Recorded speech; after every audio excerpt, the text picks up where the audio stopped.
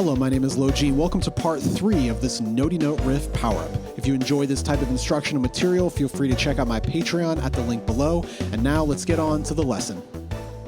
All right, first let's recap what we did in part 2 so we know where we're at. Sounded like this.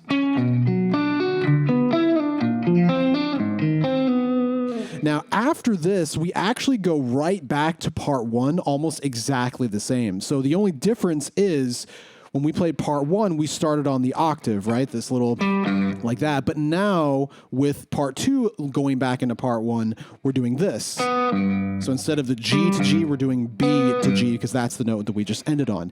In the playthrough that we're going to go through in this video, I'm doing the octave first for both of them. But when we do string everything together, we will be playing ring finger, pointer, and then continue. And I'll show you, if none of that makes sense, I'll show you what I mean here in a second. So let me play the whole thing so far, and you can really see what everything looks like and sounds like. Sounds like this.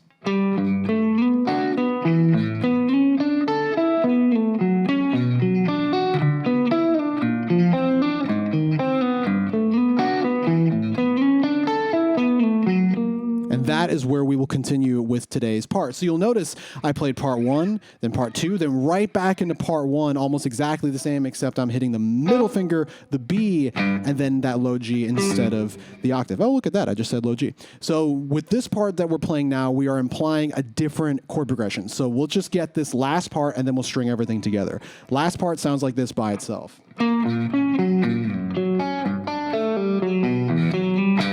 Okay, so in reality, when I do this slide, those last 2 notes, that's really back to the repetition, so that's really part 1.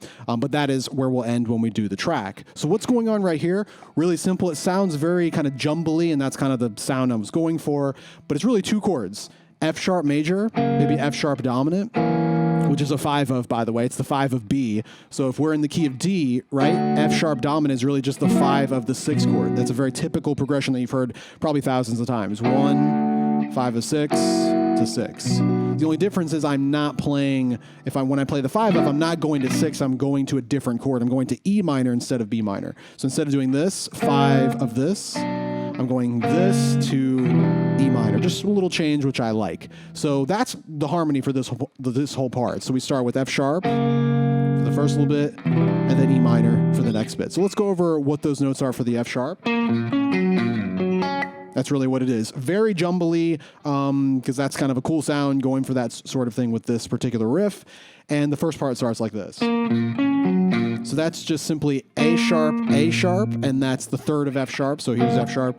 We're just playing 2/3. Reach to grab the 5th of F sharp, then the root of F sharp, and then back to the 3rd. So this is a literal F sharp chord right there. That's 3, 1, 5 of F sharp. That's all I'm doing, spelling it out.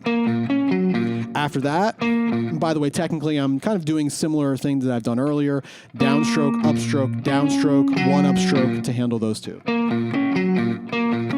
Now after that, slide back to the F sharp, go up an octave, and then up a 5th. So F sharp, C sharp. And I'm doing that with pick, middle finger, ring finger, like usual. It's a little tricky because the strings are spaced apart. You know, you have to kind of prep your fingers. Most of the time, if you're doing economy or hybrid picking, your fingers are usually on adjacent strings. But with this one, your pick's on the E string, middle fingers on the D, ring fingers on the B. So they're pretty spread apart. If you're not used to that, you might have to practice a little bit, but that is happening.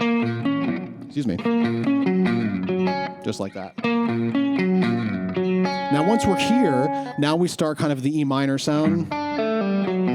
So that's just simply where I'm hitting this G right here. Again, jumping way up to the B string, grabbing the D, then A, pull off to the open G, F sharp, B, and then E. So we're kind of implying that sort of chord. That's like a minor chord with a 2, minor 7 with a 2, that sort of thing. Really popular chord that everyone plays. We're implying that in our lead, where we're just playing all the notes separately. So let me play that part by itself. So one more time, G on the bottom, jump up to the D, A, pull off, F sharp, B, E. And for those last 3 notes, I think I'm doing 1 upstroke for all 3 of them. So that's pick, ring finger, pick, pull off, 1 upstroke for all 3 of those. And then after that, jumping back up to the F sharp, sliding up one fret, play the octave, and that restarts the entire part one more time. And that's really it for this entire power. But it's just really those 3 sections with a little repetition of part 1 happening. So let me play this part one more time, a little slower.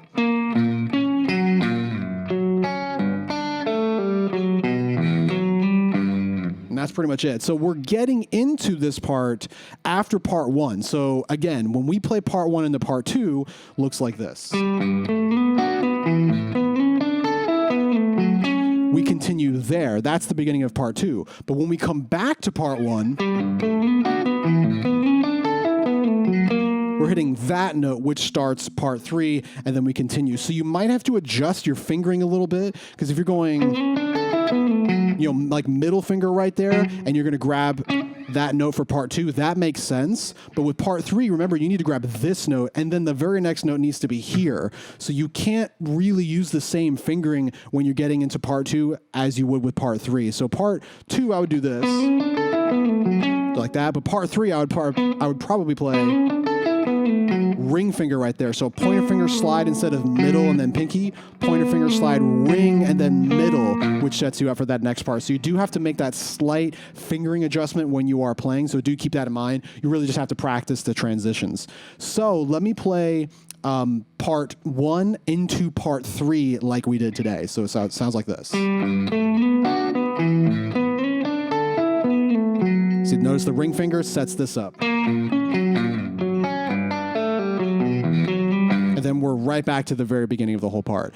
So we're going to play over 2 tracks here. It's going to be a similar thing. The first track is going to be 65 to 95, and the next track will be 70 to 100.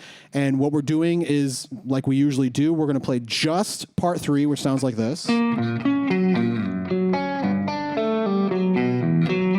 then we'll stop, and then do it again, etc. And then for the next track, we're going to play part 1 into part 3 like the riff would naturally end. That sounds like this. And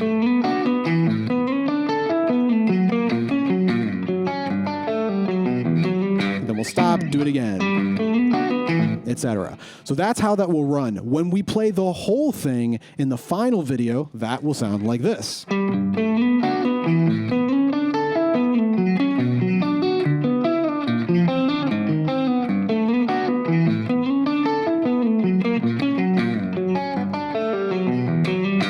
Etc. So that will be the final video. I'll recap a little bit of that before we actually start that final video. But for this one, again, this part 3 by itself, 65 to 95, and then part 1 into part 3 from 70 to 100. Let's get on to those tracks.